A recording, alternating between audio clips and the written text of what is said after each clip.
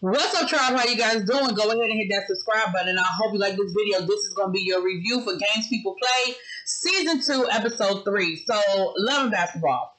So, listen, Marcus is totally spiraling out of control. He is still drinking, sleeping, and he was so drunk the night before. He don't know whether he slept with his new boss or not, child. Correct the trend. And it's a whole mess, okay? Now, on the other hand, we still have Eric going crazy thinking that the association or the Illuminati or whoever it is chasing him. And, you know, Kendall is like, but you don't have to be in my house acting crazy. Like, they not coming for you. I'm going to need you to chill out. I'm going to need you to calm down and just get it together. Nia is trying to forget about Eric, you know, in her own little world. But, you know, Eric is trying to get with her. Eric is trying to come to her. We see Bronze Goddess doing her audition reel for a new cop show. That child. Okay. Marcus goes to practice. They taking promo shots for the new season. And of course, him and Romello, they still getting into it. They still playing this ego game and saying who's what is bigger. They at the photo shoot. He late. Marcus is late. Karichi is like, sir, why are you late? He was like, my bad. It won't happen again. He said, but, you know, since I got your attention, what had happened last night? And she was like, are you crazy? Like, ain't nothing go down? Sir, chill out. Nothing happened. Nothing went down here. No boom boom in the room. Okay? And they go to practice, and of course, they're in practice again. Same thing. Him and Romello trying to figure out who's what is bigger, to the point where they end up getting into it, and he says something to Marcus about his wife, right? Of course, Marcus loses it, tries to fight him, and the coach is like, bruh, I'm gonna need you to calm down. He was like, so he just get to say whatever he want to say to me and I can't respond? Coach was like, yeah, pretty much. Like, sir, grow up. Like, you can't respond to everything somebody says to you just because you don't like it, just because it makes you mad, just because it hurts your feelings. Like, yes, he said, people, you know, the coach was like, listen, people like him, they're going to go for the jugular. They're going to always go for the kill shot. You can't give them what they're looking for. You can't give into that. You can't buy into that. Like, you got to calm down. You're going to have to chill out. And so Marcus was just like, that's just, but that's not fair. He said, listen, I know you're going through a lot, and I can't even begin to imagine what it is that you're dealing with and what it is that you're going through. But, sir, please and thank you. I'm going to need you to calm down. Now, Golden Goddess and Mia, they done hooked up. Because remember they was cool last season and they became sort of friends. And I guess now that Vanessa's gone, that's kind of the friend she needs. So they're hanging out, they're going out to lunch, and she's talking about Eric and how paranoid Eric is and what's going on with Eric. And, she's talking about how she's got this new great life going on, and she did this audition, but she knows she didn't get it because, she probably bombed it. And of course, while they're at dinner, she gets a phone call. She got the part. Listen, I still don't know what's going on with this Golden Goddess situation, but baby, this is way too good to be true. And don't get me wrong, I believe in, serendipity and all of that, but this is just a bit much. Now, while this is going on, Eric is sinking deeper and deeper into the whole conspiracy theory. He's getting on websites. He's getting on dark webs, and he's finding YouTube videos, which are starring Cynthia Bailey. Shout out to Cynthia Bailey, honey. Talking about this Illuminati situation, the association, and how bad they are, and how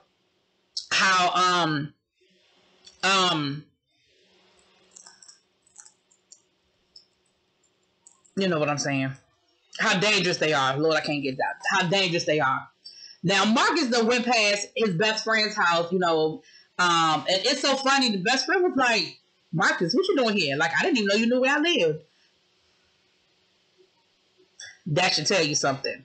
And of course, Marcus is in his feelings. He's feeling some kind of way because he's missing Vanessa. He can't get it together. He can't seem to get himself together.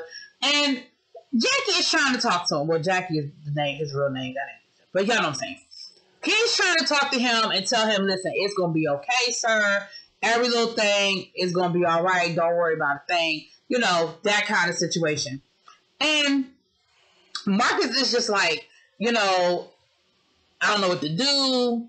woe is me. I'm sick. I'm just over it. You know, his daddy done called him and give him a pep talk, told him to get up and get his life together. And I get it. Like, he done called the police detective and asked the police detective what's going on and does he know anything. And the detective was like, listen, if I do find out something, I'm under no obligation to tell you. And if I feel like me telling you is going to impede my investigation, ain't nobody telling you nothing. He was like, you can put out a missing persons report. You can do all of that. And he was like, well, I don't want to get, Vanessa in trouble. So they looking for her for murder. You can't get her in any more trouble by filing a missing persons report. And if they can't find her for a murder charge, they're not going to find her no faster for a missing persons report. Like, the logic in that was stupid. Like, it's just, sir, it's the same thing. Anyway. Now, Golden Goddess that went out on a date with old Romello from the basketball team, and they having a good time, and she told him, listen, my baller days are over. Like, I ain't trying to get with you. I ain't trying to be no groupie. I ain't trying to be your chick on the side. Sure, you got a chick. I know you got a chick on the side. Shout out to Salt and Pepper. But that's not what I'm trying to do. And he was like, man, I ain't tripping off of that. Like, I really like you. I really like your vibe. And they kind of getting to know each other, right? And it's cute. But again, I don't like this Romello character either. So, I don't know. Maybe I'm just side-eyeing everybody on this show at this point. I don't know. Okay.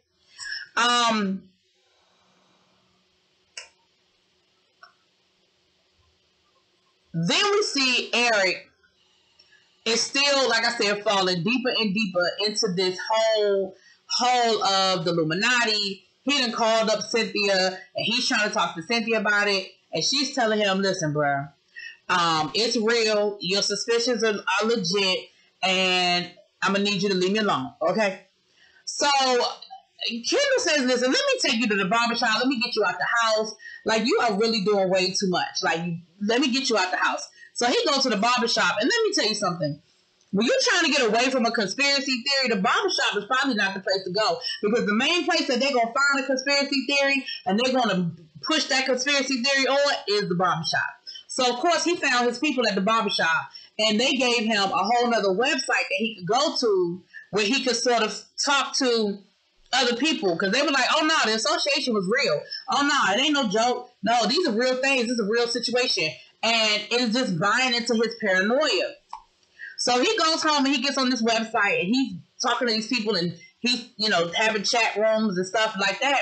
And one of the guys reaches out to him and says, listen, me and you need to meet in person. And I knew then it was something shady. I said, baby, Eric done went and met up with this dude, white guy. And he was like, I believe you. He was like, let me go get you some coffee. Baby, Eric done drank that coffee. Next thing you know, Eric's chest started hurting. Next thing you know, he said, well, let me go outside and get some fresh air. Baby, Eric done passed out on the concrete. Now, I don't know if Eric dead or if he just having cardiac arrest. I don't know how much of that coffee he drank, but clearly he was set up. Now, Marcus, when he was talking to his best friend said, listen, you can get more bees with honey than with vinegar. You might need to just go make nice with old Romello. Keep him close, keep your friends close, keep your enemies closer, kind of thing. Keep your eye on him, but be nice. You're gonna have to just play nice with him. So Marcus plays nice. He invites him to his charity event, and Karichi is impressed too, because she was like, "Well, Eden? I'm gonna try to start using these people's real names. They TV names."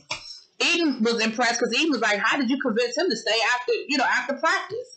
So it's looking good. They still was kind of mumbling to each other under their breath a little bit. But the event went off pretty well. And again, I don't know if that's putting them any closer to being friends. But we about to find out, because it is opening night of the season. And the two of them are playing. And baby, it is absolutely horrible. They are not playing as teammates. They won't pass each other the ball. They want to hog the ball. And when we get to the end of the game, and Marcus goes to make the winning shot, make the 3-pointer, y'all know he missed, right? So that is not a good look.